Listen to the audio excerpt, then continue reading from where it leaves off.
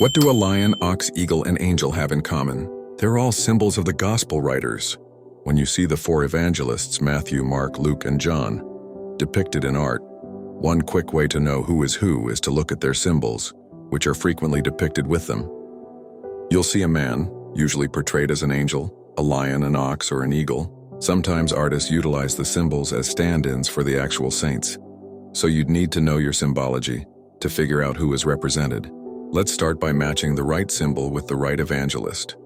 Matthew, man angel, Mark, lion, Luke, ox, John, eagle. The great church father Saint Jerome, who lived in the 4th and 5th centuries, gave us the pairings as we now know them.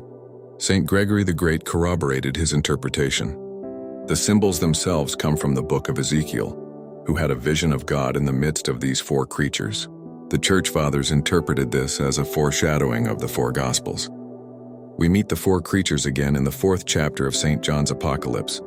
The first living creature like a lion, the second living creature like an ox, the third living creature with the face of a man, and the fourth living creature like a flying eagle.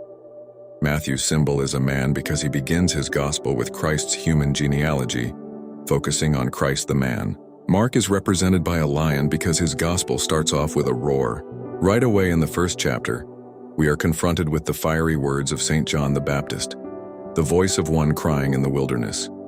Luke is accompanied by an ox, an animal of sacrifice. This is because the first event he recounts is the apparition of the angel Gabriel to Zechariah, the father of St. John the Baptist.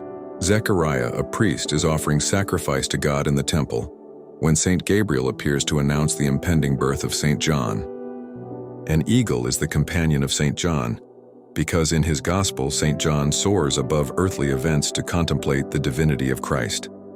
His narrative begins with these sublime words, "In the beginning was the Word, and the Word was with God, and the Word was God."